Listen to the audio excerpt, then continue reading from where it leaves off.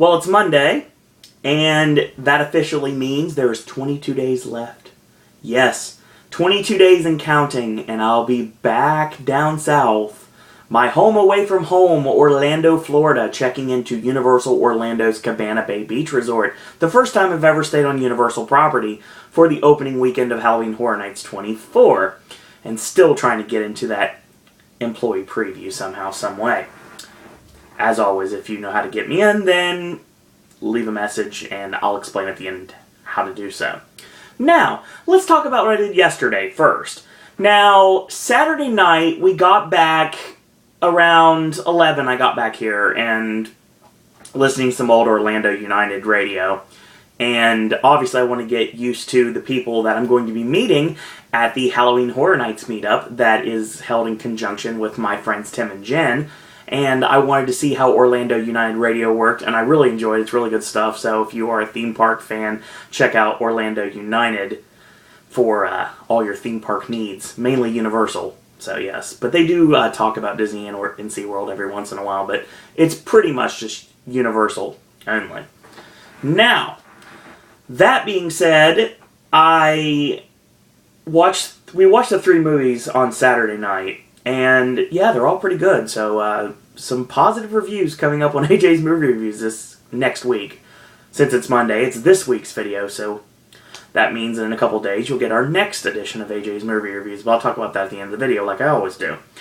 And hopefully you guys and girls out there enjoyed the content of the weekend. We flipped the script, and Friday was actually Gaming with Ash. Why? Because it took forever to upload the AJ's movie reviews. And I really have to figure out a new way to do this because the upload is taking like 7, 9, 10 hours. Yeah, I know I skipped an 8 there, but still, yeah, it takes forever in order to upload everything. So yeah, we have to work on something there. If not, you're going to be getting Friday's video like early Saturday morning from now on. I don't want to do that to you guys. So Ashley's actually going to be talking about video game connections to movies next week. So that's going to be your video coming up soon.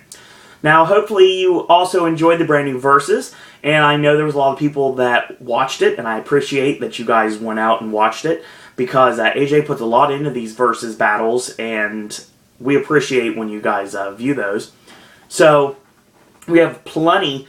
I have an entire calendar all the way until the end of 2015 right now, and it's almost all completely booked up right now. I think we're like 30-some away. And the one that we got this week, Deliverance and The River Wild, not even on the calendar. So yeah, we're actually just getting ideas that come to us like that. And obviously, fan contributions as well. Fans have been giving us ideas. We've been shooting those verses as well. So that's taken care of.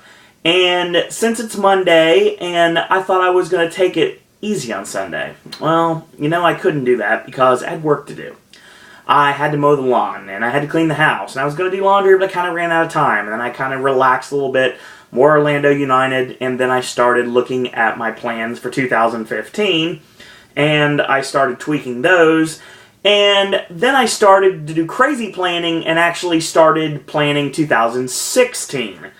So yeah, I'm pretty sure I've got my next 4 trips after these 2 coming up this year planned. So yeah, it's going to be crazy. Thought I was going to be getting rid of DVC. Not going to happen now. But that's a story for another day, and especially not for a wrestling video. Real quick, before I continue, I want to thank you guys and girls out there for subscribing to this channel. Very much appreciated. I know that we have a little bit of something for everyone, and I know if you're not a wrestling fan and you don't like theme parks, there's still the movie reviews. And if you don't like movie reviews, we can talk Halloween Horror Nights. I mean, a lot of you out there enjoyed that. So yes, there's a little bit of something for everyone. Ben and Will, they are not gone from the channel. They're on a sabbatical right now. Hopefully they will be returning eventually. I can't promise when, but AJ, myself, and Ashley will be continuing content from here on out until Ben and Will decide they're able to return. So yes, they're not gone. They're just on a hiatus for the time being. So that being said, thank you out there for your views. My goal for this year was 1,000 subscribers and 50,000 views. We are not close to 1,000 subscribers, not even at all, but I do appreciate the ones of you that have subscribed and helping to continue to spread the word about Pop and the Popcaster Revolution, which is now down to 3 people.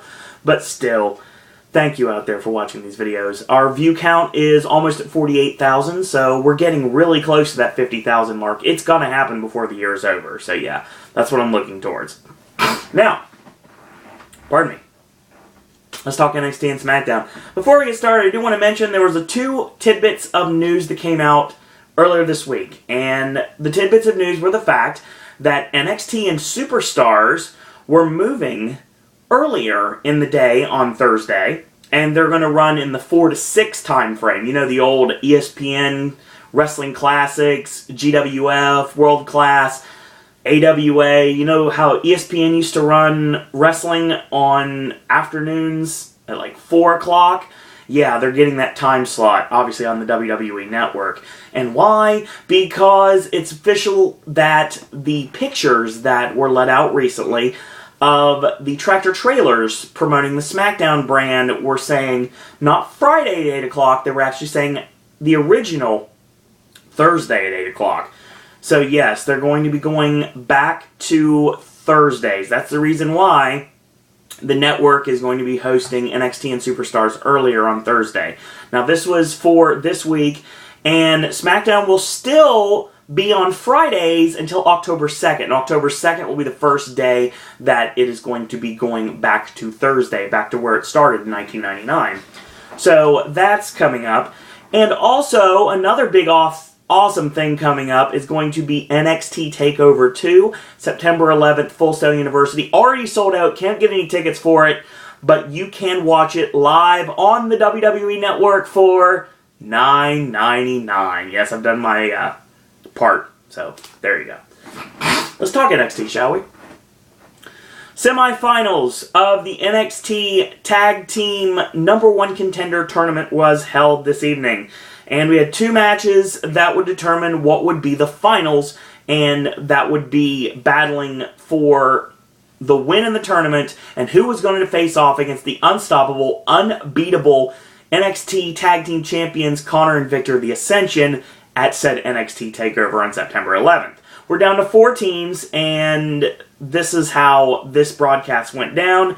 And there's a couple other matches on this as well, and your main event ended up being that one of those tag team matches. So let's talk about this show, shall we? So the first match is our first semifinal match.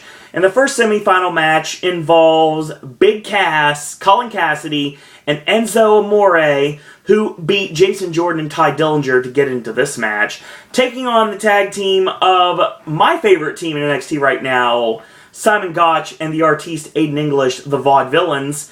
And they, of course, defeated the team of my least favorite superstar on the roster, Mojo Rawley, and Bull Dempsey.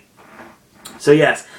Now, I love this because Enzo and Big Cass come out, they do their spiel, they're over with the crowd. I really enjoy their stuff. I think they're a great babyface team, and they've come a long way since Enzo broke his leg. Cass had to go out on a singles run for a bit, and now they're transitioning that feud they had with Big Cass and Aiden English to a tag team with the Vaudevillains. So, and that makes sense. And obviously they're playing up the continuation of the feud with the Legionnaires. Never really got started because Enzo got hurt, Marcus Louis got hurt, so they ended up having to do that differently. And now we're going to transition to a feud between those 2 teams. Legionnaires not even involved in the tag team tournament.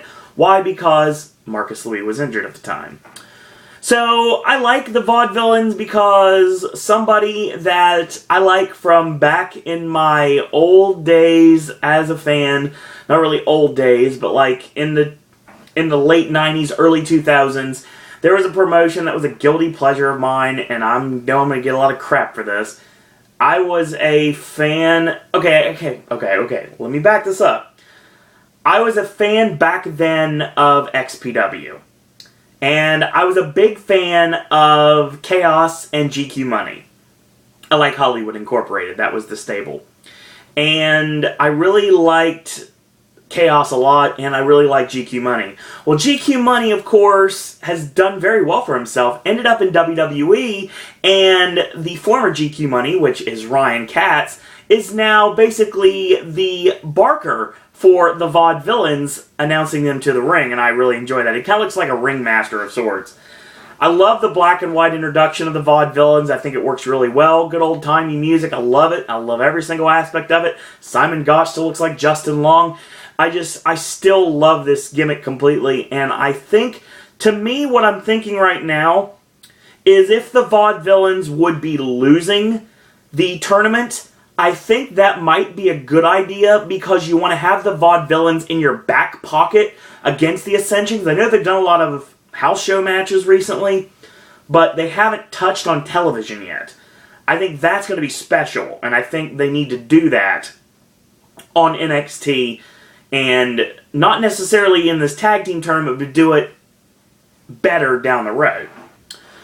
So we get this match, and Big Cass, Nate, and English start off, and there's a shoulder block, and then a running knee in the corner, and a scoop slam. Aiden lands on his feet and tags in Simon Gotch. Gotch comes in, and English eats a big boot for his good measure, and a knee lift. A scoop slam to Simon Gotch. He drops the elbow, 1-2, and a kick out. Tag in Enzo, whip in, and velocity style, like high velocity style. Tag back into Cass. He tosses Enzo into Gotch in basically a poetry in motion type. Excuse me. So he picks up Gotch, and Enzo tags himself in.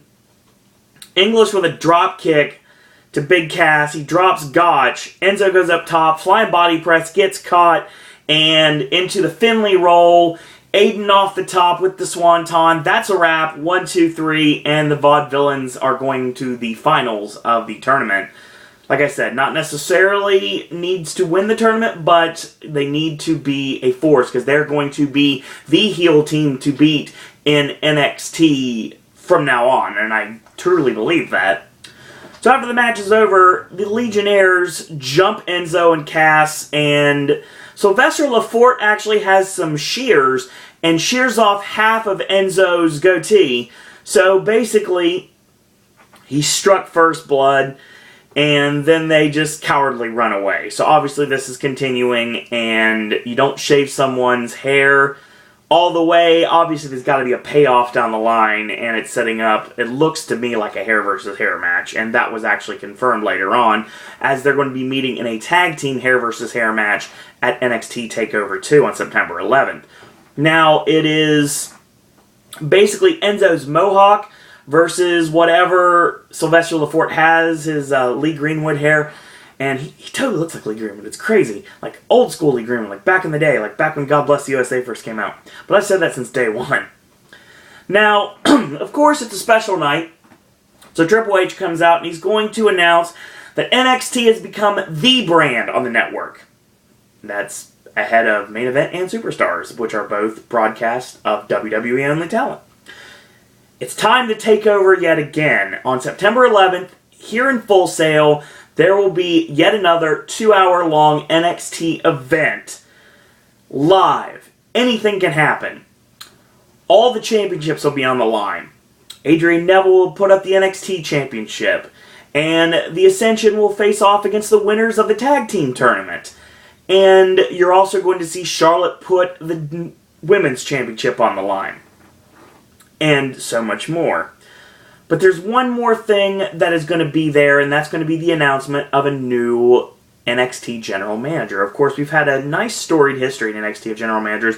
Dusty Rhodes to JBL, and now we have one more, and I know exactly who it's going to be, and it's going to be awesome, but we can't talk about that until next week.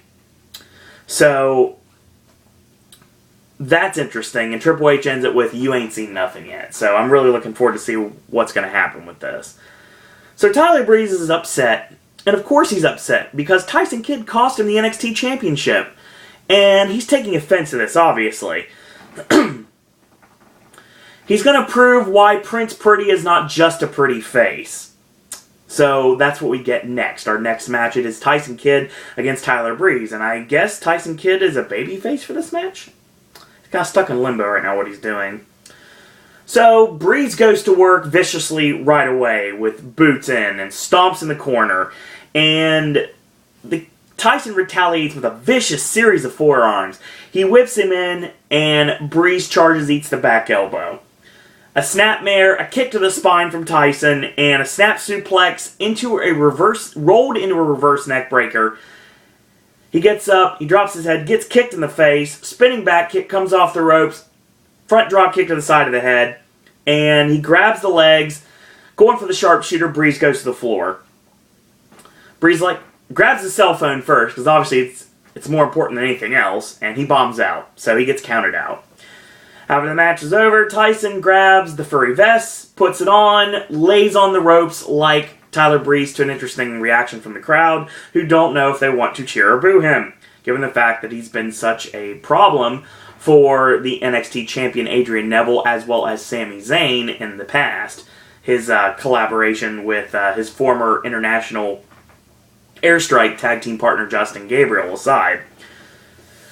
So, yeah, there's always that. Tyler Breeze says, you know what? I left because there is no heat. No heat at all. I mean, it's not a big deal. Me and Tyson are cool, but I do want to say that I'm more focused on getting the NXT Championship back. And that's NXT TakeOver 2. So, it sounds like there is going to be a rematch of sorts between Adrian Neville and Tyler Breeze. Now, will there be other people added to that? I know the answer. Can't talk about it till next week. So, speaking of things I can't talk about till next week, Charlotte is in a non-title match against Becky Lynch, who's been on fire ever since she came back, and now she's completely got rid of the Irish jig, and she doesn't look like she's trying to do river dance or anything like that. No, she's coming off more like a Lita, like basically an old school Lita. She's got the red hair, and she's got fire, and just it makes perfect sense that she would be like an old school Lita. That's basically what it is. We pick it up after the commercial break, and Charlotte has the figure 4 head scissors applied, and just like before, she gets bridged back by Becky Lynch, 1-2, and there's the kick out. So, snap clothesline on Becky Lynch, sends her down, makes a cover, 1 count only, clubs her in the back, and Becky nails her with a European uppercut.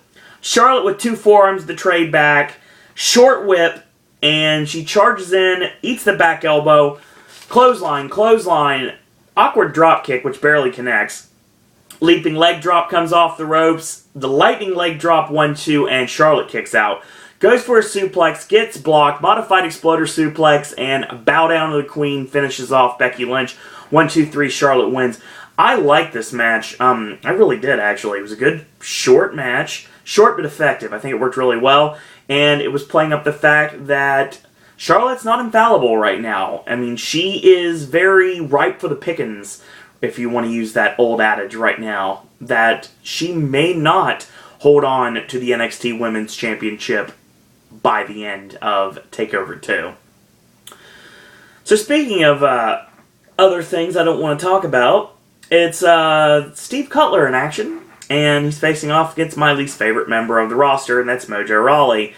So Mojo picks him up on the bell, rams him into the corner, rams him in shoulders, whip in reverse, ducks his clothesline, shoulder block, gets a 2 count, and Cutler gets a clothesline and actually gets some offense and goes into a chin lock, and of course, that gets blocked, and he fights out of it, and 2 whips to the corner, splash, rear view, hyperdrive, 1-2-3.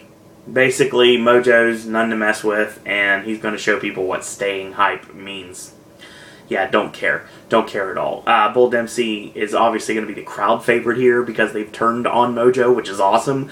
Which makes me think that the guy that looks like Dave Sullivan and Psycho Matt Hall mixed together would basically be a heel somewhere down the line. Like I said, with the CJ Parker turning heel when they tried to make him a babyface, it didn't work. Mojo's not a babyface either, and he really needs to not use a finisher that the WWE Universe would know to be a finisher of Naomi's. I mean, obviously, he's got high vertical leap, he's a sports guy or an athlete or whatever, but I mean, still, I'm not going to pretend I know anything about sports, because I don't. He's like a football guy, I guess.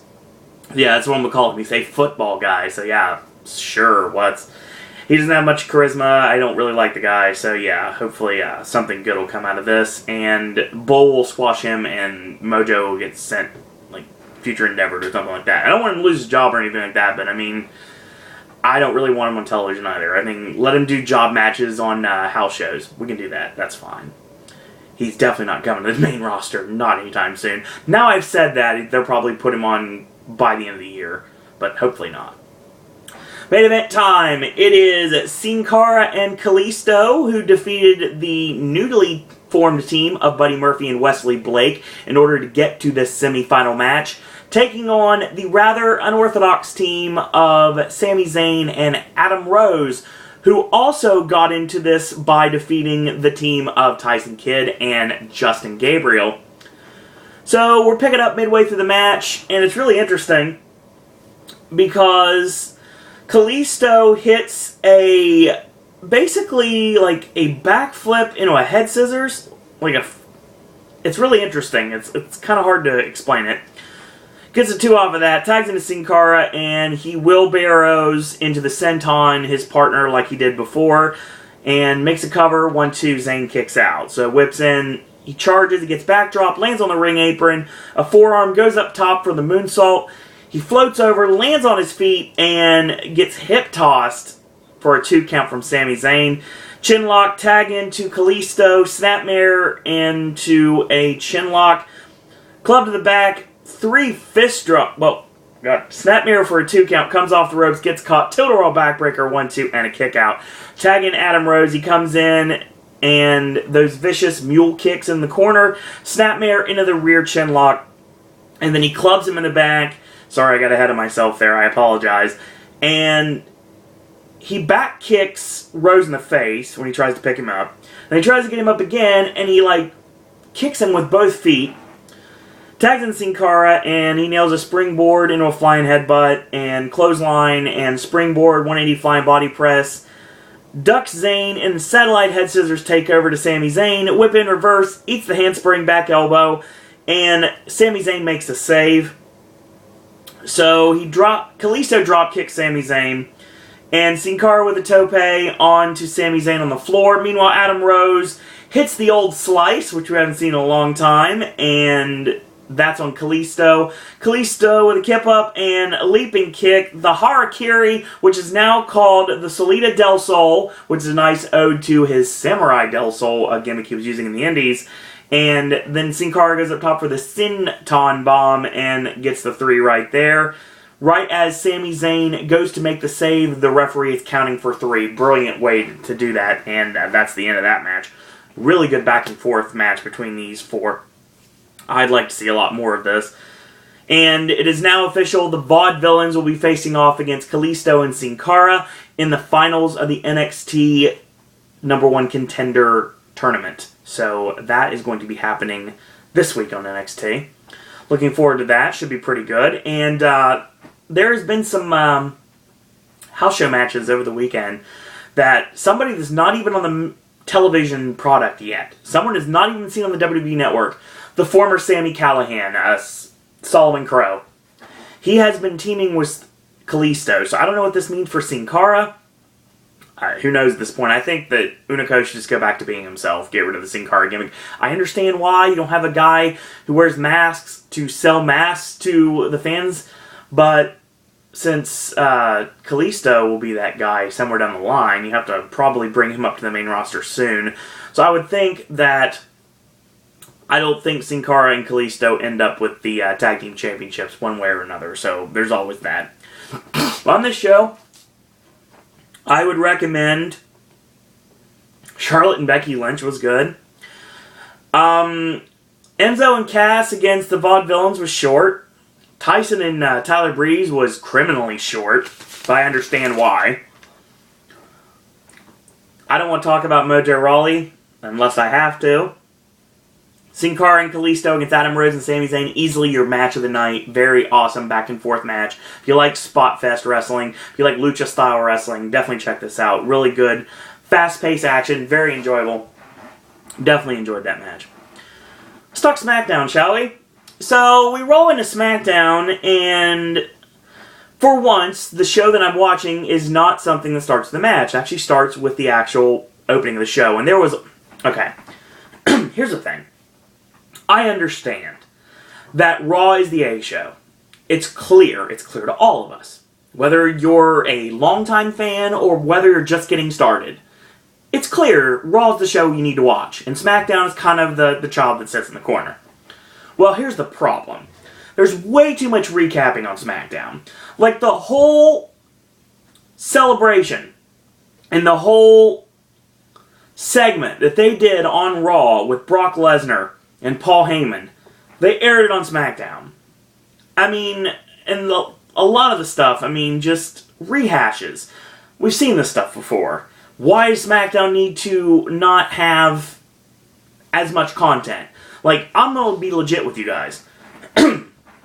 It's barely an hour 15 minutes of a 2-hour show when you take away all the commercials and you take away all the stuff that we've already seen on Raw. All the recaps.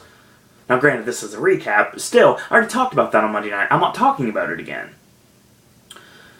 So yeah, it's kind of a pet peeve I have. Really showing they don't care much about SmackDown, but they do care about it enough to move it to a different night, so we'll see what happens from there. It's too bad it's not going live. It really needs to go back to that. It really would be awesome if it went live again, because then we can have anything can happen type mantra, and we won't know 3 days in advance what's going to happen. Well, soon it'll be 2 days in advance, but still. There's always that. So Randy Orton comes out to start the show, and he says, you know what? As they say, just because you've won the battle doesn't mean you've won the war. Now, one match is not going to define me, and it certainly doesn't define Roman Reigns. But, you know what? There's one thing that Randy Orton's never been called, and that's a loser. Well, that's not true. But still, Randy Orton has never been called a loser. So, basically, him losing has made him focus, more so than ever before. He's facing Rob Van Dam tonight, and basically, he's going to be a stepping stone. He's going to be collateral damage. So we get that later on. It is Randy Orton against Rob Van Dam, and I'm gonna guess this is the last time we see Rob Van Dam for a while. It's purely speculation. Now, I've said that totally wrong. First match of the night, set up on Main Event. I obviously don't watch Main Event and haven't in a long time, but apparently Seth Rollins was trashing Jack Swagger, and there was a match made, and that's what we've got. It's Seth Rollins taking on Jack Swagger, and Rollins has got a body scissors applied, gets picked up, and nice Ocean Cyclone suplex, a wheelbarrow suplex, or a snowplex, depending on who's calling your match, by Jack Swagger to Seth Rollins. He misses the charging splash in the corner, and clothesline charges in, and running knee in the corner on Rollins. He whips him in, Flair style upside down on the corner. He lands on his feet, and Swagger with a high elevation back body drop nails the Swagger bomb 1-2, and probably could have got it right there, at least from a storyline perspective, if he was not favoring the ribs that Rusev, of course, decimated at SummerSlam last weekend.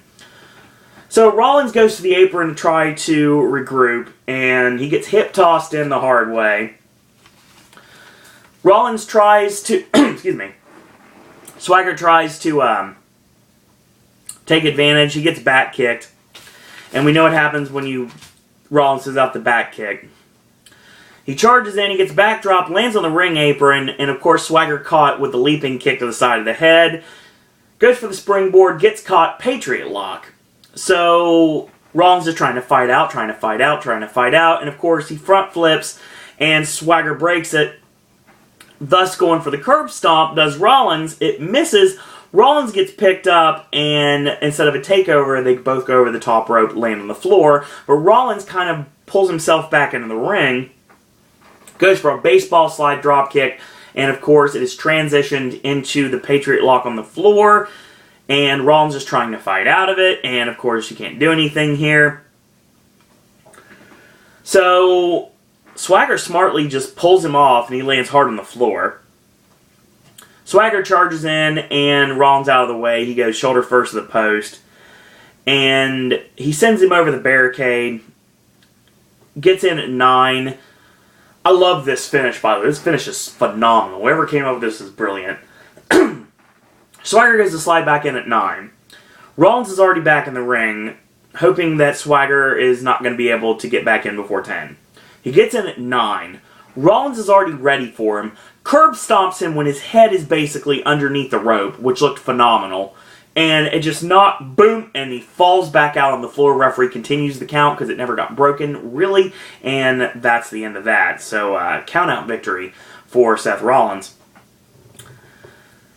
After the match is over, Rollins bombs out, and of course we get Bo Dallas, because like I said, we're getting a feud between Jack Swagger and Bo Dallas. Bo comes out, walks past Swagger, kind of smirks at him, gets in the ring and says, you know what, you let down 318 million real Americans at SummerSlam. You're not an American hero, you're an American zero. But I'm willing to pick up the pieces, and I'm going to become America's sweetheart. Okay. I want you to look fear in the face and say, I believe. So yes, I like this. I like the way they're going with this, and hopefully they'll do something with Bo Dallas, even though rumor has it they're not really pushing Bo Dallas to Adam Rose. Those are two superstars that are getting a D push as of this point, so which is a shame. So the Miz is ordering a latte. I don't know when you're allowed to order coffee on the phone, but sure. And, of course, it's a pumpkin spice latte. That's for my Horror Nights fans out there. That's for you, Vic, if you're watching this. Kane arrives, and Miz basically says, you know what, this isn't about the rematch, or as I like to call it, the Intercontinental title sequel. Then you can just call my agent and talk to him. I don't need a freak getting in my business. And he already said freak, so already screwed himself. And Kane's like, you know what, I'm not here to talk about a sequel of that sort, but I have a sequel in another way, and that's a rematch against Roman Reigns. So Miz, of course, clutches his face because he knows what Roman Reigns did to him last week on Smackdown. And that's what we get. So, The Miz and Roman Reigns, your main event on Smackdown. Okay. So Rusev comes out to crush Sin Cara, does just that after Sin Cara gets a little bit of offense when he goes to work on the ankle, which is still tender from the beating from SummerSlam. He goes up top, it's a missile drop kick, charges in, gets tossed up in the air, the Muay Thai kick connects, stomp to the back, accolade, done the party. Lana gets in the ring, says, this is what happens when you disrespect Mother Russia, and here comes Mark Henry out, and this causes Rusev to powder, and that's the end of that. So we're continuing our feud between Mark Henry and Rusev. Is Rusev going to lose to Mark Henry? Not exactly sure. Is Mark Henry the guy? He could be, but I still think there's someone else that we're not thinking about. That thing to do with Hogan and Rusev, I still think it needs to happen, but I don't know if it's going to happen anytime soon. Rob Van Dam's in the back and basically says Randy Orton just needs to learn how to chill out sometimes. And basically, he's getting ready to go to the ring, and Orton just cheap shots him from behind, says, when he wakes up, tell him I'll see him in the ring. So in our next match, it is Randy Orton against Rob Van Dam, and this match picks up midway through. It's very short. Van Dam goes for the front suplex across the barricade, goes for the corkscrew leg drop, and Orton moves out of the way. And then proceeds to beat the living daylights out of Rob Van Dam. He tosses him upside down on the barricade on two opposite sides of the ring. He drags him by the ponytail, slamming him to the announce table numerous times, mind you. Sends him into the ring steps, carries him to the other side of the ring by his ponytail again, and once he's done dragging him, he throws him into the opposite side of the ring steps, and this allows for the referee to continue, and it's officially a double countout. So Orton hits the backdrop suplex on the announce table, and a clothesline tosses him over into Justin Roberts land, and hits the snake bite DDT on the floor, which is the same DDT that took Van Dam out in 2007, and tosses him in, gets a steel chair, sets it up, and RKOs him through the steel chair, which was awesome, by the way. I like Randy Orton now. He seems like he cares, and that's awesome, because that means everybody wins. So yes, this is probably writing Van Dam off television. He took a vicious beating. He didn't get punt kicked. I think if they were writing him off television, though, wouldn't they punt kick him maybe?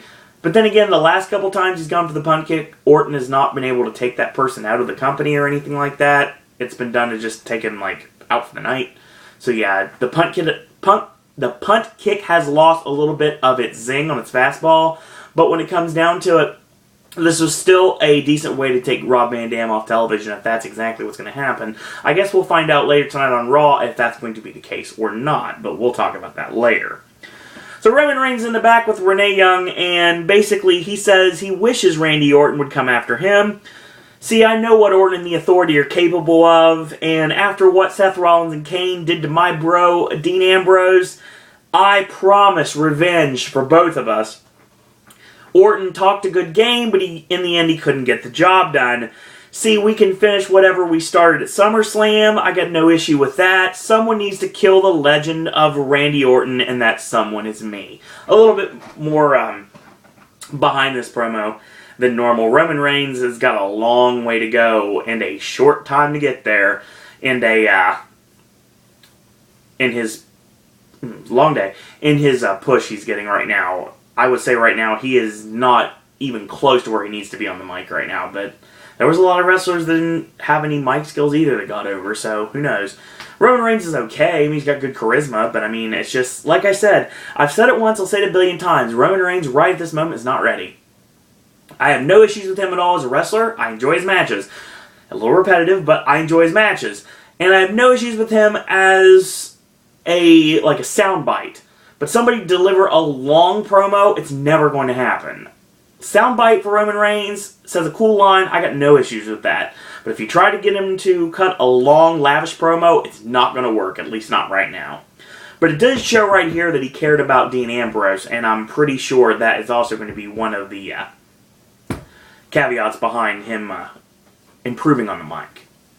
Because Ambrose should be out for quite a while, given the fact that he got curb stomped on cinder blocks. Anyway, next match, another non-title match, this time between Natalya against the Divas champion Paige. Paige looking great as always, celebrating her birthday, and of course, she's doing the seductive thing, and she's kind of like being like really sultry, and she she sexily gets up on Natalya, and she starts nailing her with vicious headbutts. I like this a lot. She kind of reminds me, and I've said this about AJ too, she kind of reminds me of Daphne from WCW.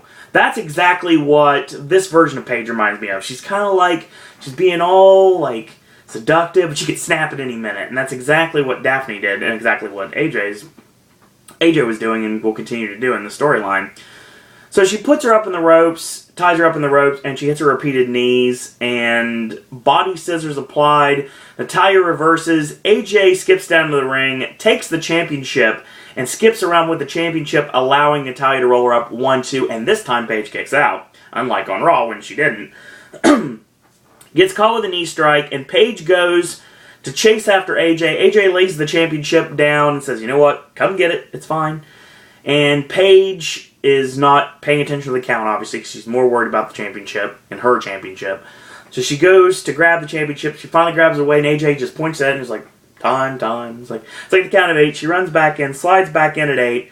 She gets double leg, sharpshooter. Natalya wins cleanly, and that's the end of that. AJ takes the championship and leaves, so, interesting. She kissed the title goodbye. She kissed the title one last time, and she bombed out. So yeah, that was interesting. Well, I like this because it works really well. I've somewhat been a fan of the champion has to lose all the time before a championship match to prove that he could possibly lose again. No, not really. That was sarcasm. I really think they should do some more to build up Paige as a legitimate champion and not just a paper champion. That's the IWC term I guess you want to use, paper champion. Would AJ win the championship back on my birthday and Night of Champions? I don't know at this point. I think you need to keep the title on Paige and have AJ win it back at maybe something bigger like Survivor Series, possibly. You can do that at Survivor Series, or maybe even have them face each other at the Royal Rumble if you want to go that far into it. So, of course, we had a really awkward face versus face with the awkward Usos somewhat looking heelish, but not quite, match on Raw with the Usos against Stardust and Goldust. with the Usos losing, and they're the current tag team champions, well, Goldust and Stardust continued here, and they're facing off against Eric Rowan and Luke Harper. So we pick it up midway through the match, and Harper with a dropkick on Goldust, and tags in Rowan, leaping knee drop connects, and he goes for a scoop slam, changed his mind, tosses him up just to let the blood rush to his head, just for good measure, and then he slams Goldust anyway, leaping leg drop 1-2, and a kick out. So Goldust comes off the ropes, and he gets the elbow up, and it's just like, pointing the elbow just rams right in the jaw. It looked awesome. So he puts him up in a body slam, and he puts him on the top turnbuckle, tags in Harper. Harper clubs away, and face rake. So basically they're just laying to waste Goldust at this point. Gator roll into the side headlock, and Goldust punches his way out. Gets caught with a European uppercut, which dazzles Goldust. He's seeing stars at this point, and it whips him in, charges in, he gets the boot up, and Goldust with a snap Rana off the middle rope to Luke Harper, and when he gets back up, he gets caught with a super kick from Harper.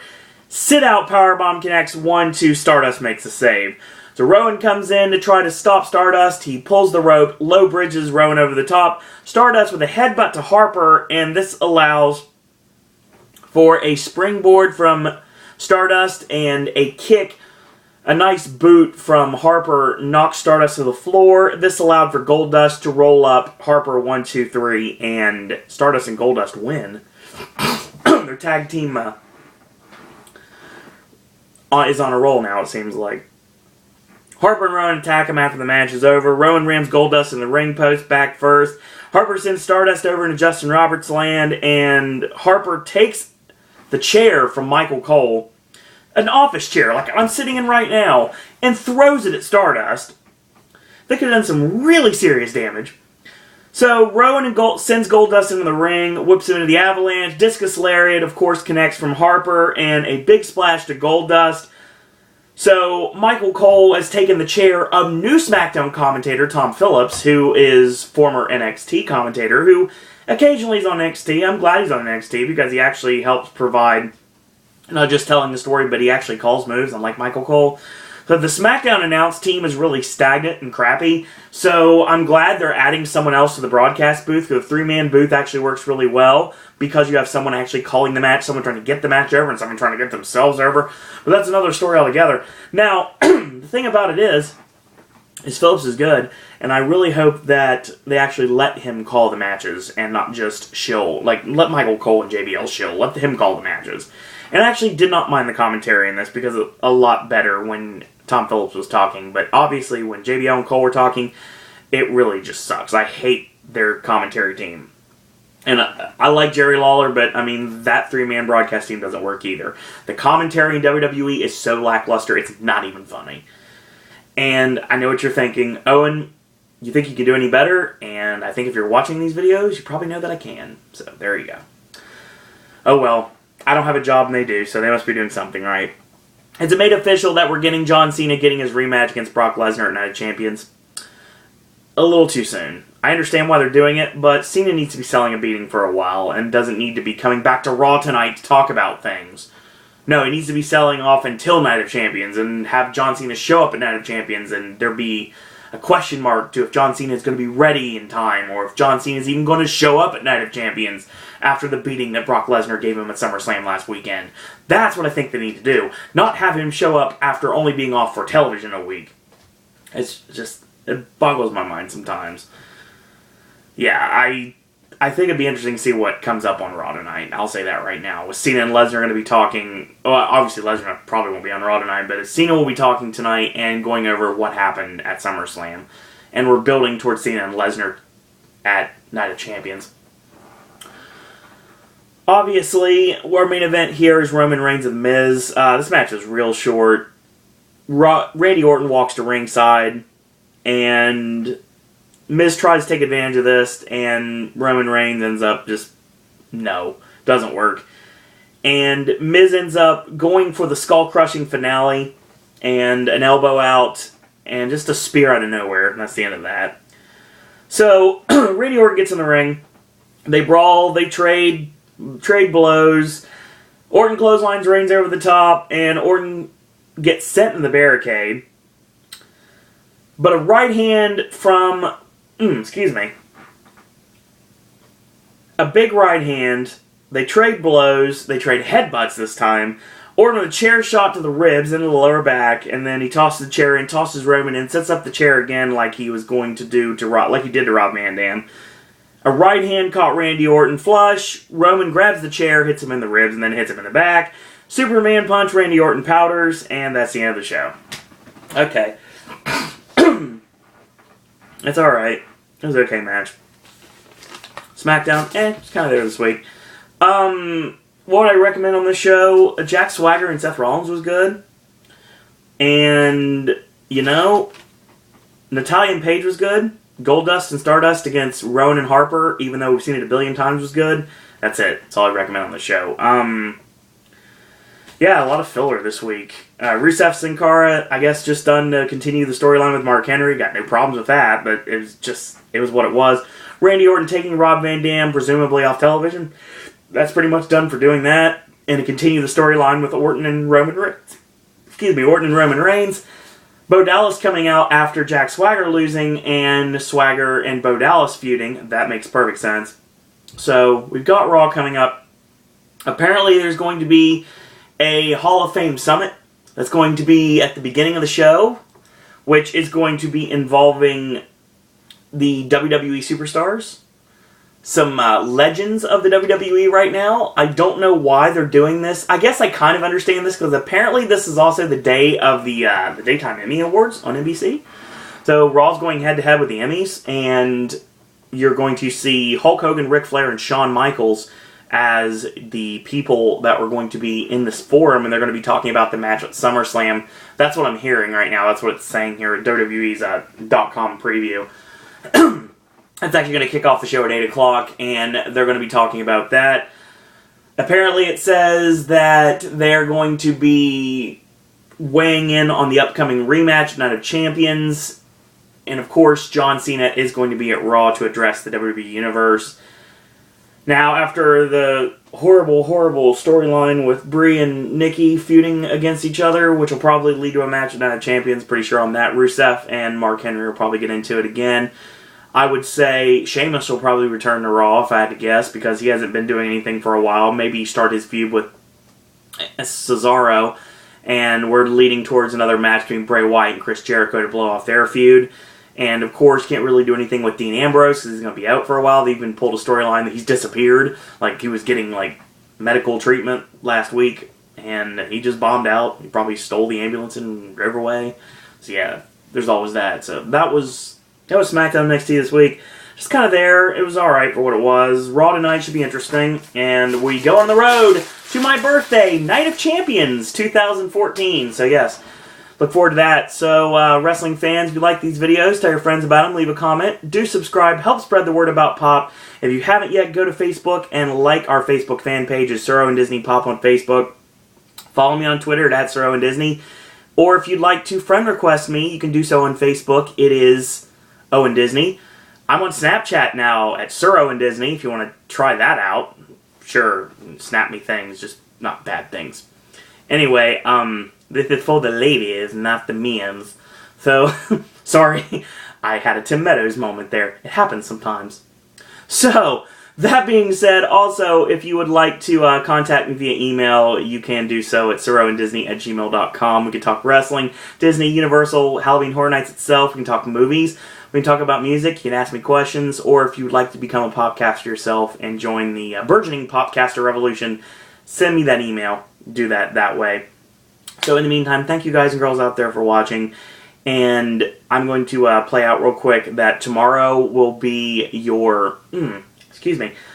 Tomorrow will be your Impact video, and Thursday sounds to me like we're probably going to get our final Halloween Horror Nights reveal on Thursday night. That's what I'm thinking. Fingers crossed that probably happens.